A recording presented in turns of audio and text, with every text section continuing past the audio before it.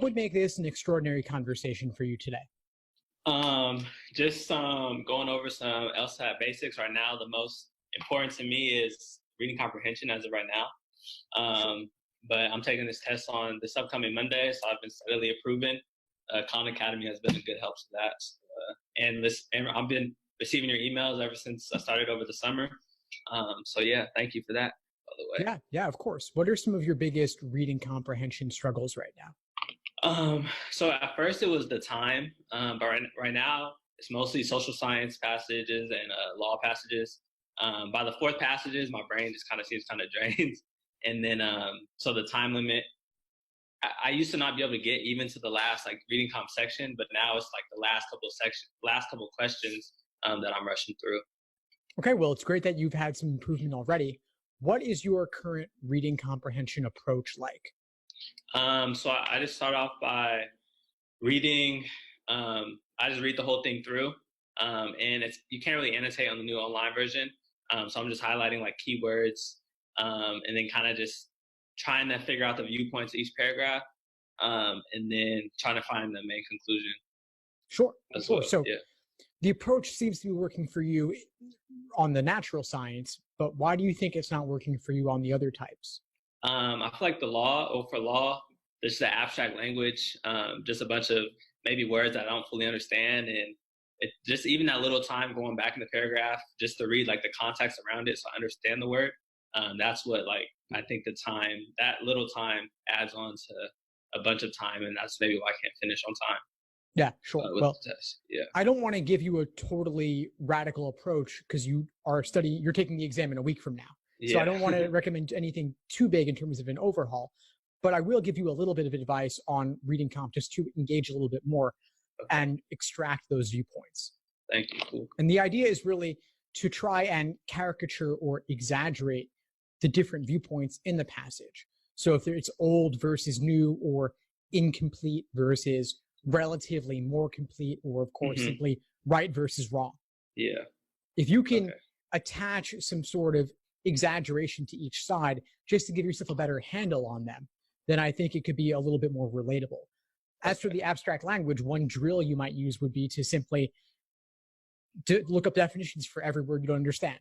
Yeah. And this applies especially so in logical reasoning, where there are questions where all 5 choices are on abstract language. Yeah. But for reading comp, it would be exaggerate the different sides. Okay. That makes sense. And keep your notations to a minimum because it takes time to mark them down. And of course, to some extent, you're looking back and forth between the scratch paper and the tablet.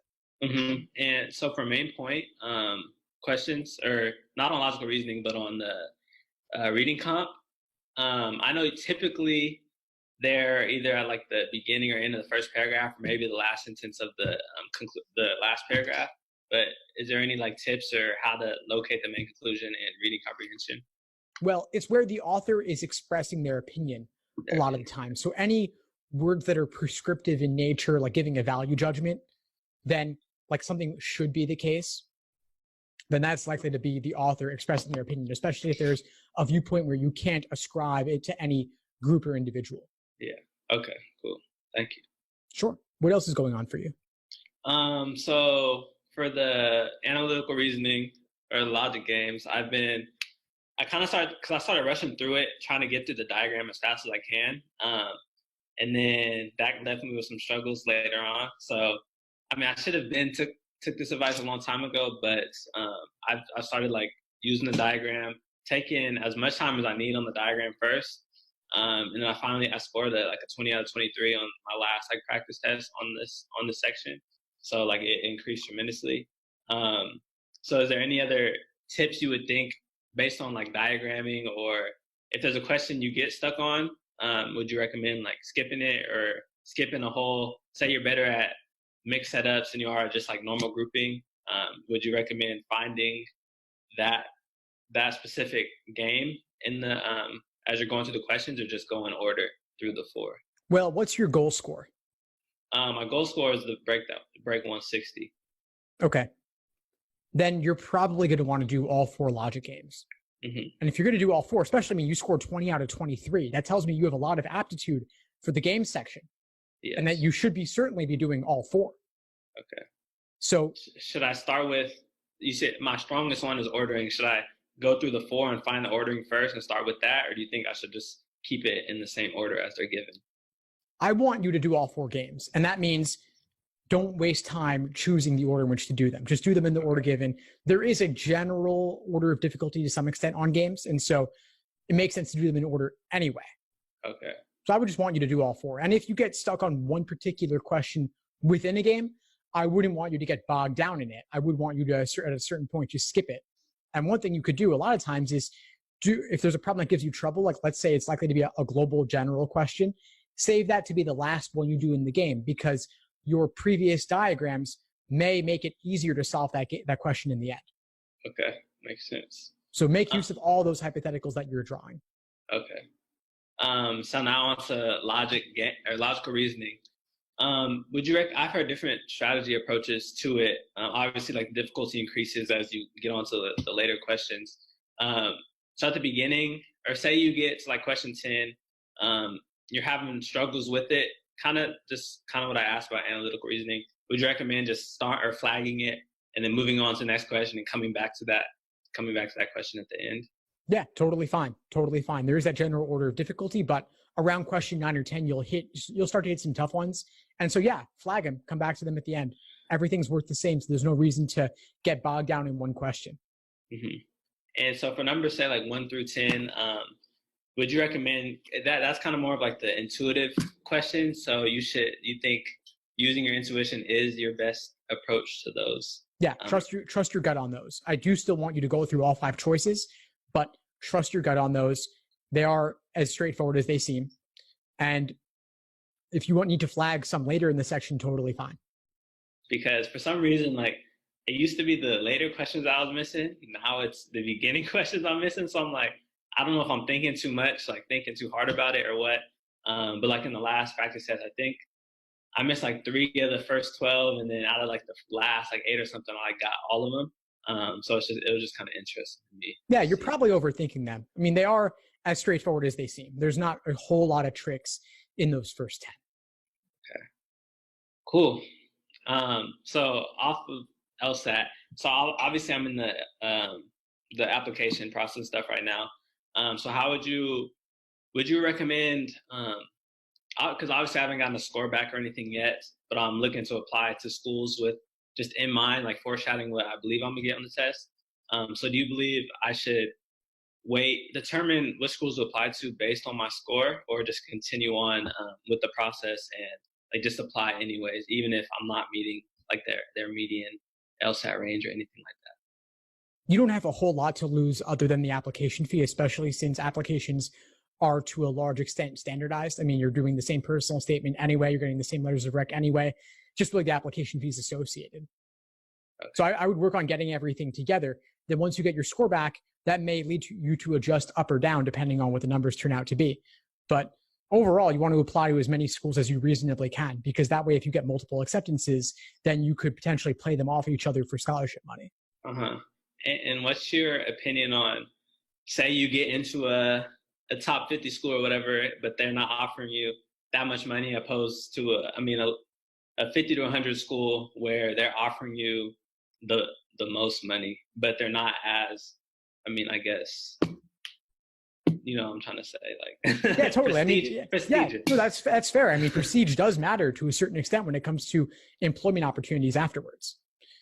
There's a lot of factors with school selection though, because you want to consider like the school's region, like are they somewhere that you want to live, somewhere that you would want to practice law after you graduate, and then what's your appetite for taking on student loan debt? I mean, it could be worth it. I mean, to go to a top 14 if you're taking out debt could still be worthwhile depending on what you're going to do afterwards. Yeah. So these are big decisions. It's hard to give you a yes or no answer. It really depends on your circumstances. And you also want to look at particular fields of law, because some schools might be better for the certain practice area that you want to have. And you may not even know that area now, but if you do have a particular interest and a certain school is golden for that, that would certainly weigh things in that direction. Okay, yeah, I've been looking at that because right now my mind is sports entertainment. So I've been seeing schools that are sports law, entertainment law, stuff like that, and looking at based off of that.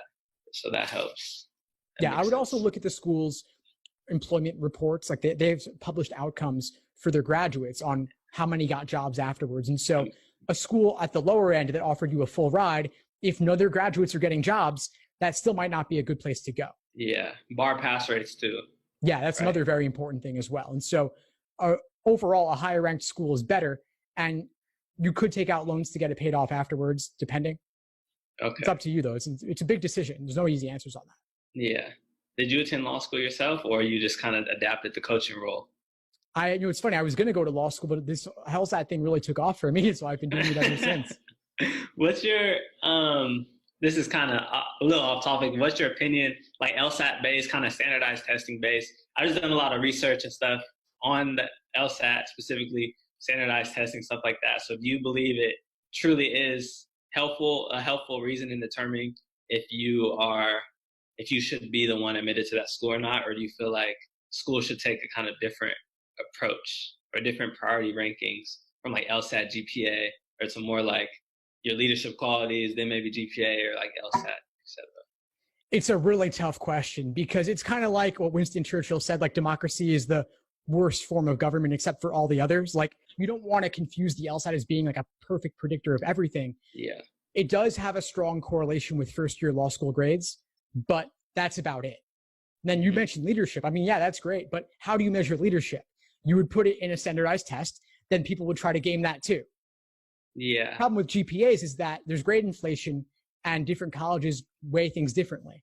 And like engineering majors, it's much harder to get a top GPA in engineering than it is in sociology, right? Yeah. So you don't want to have things be unfair there either. There's really not a good system. It's really tough.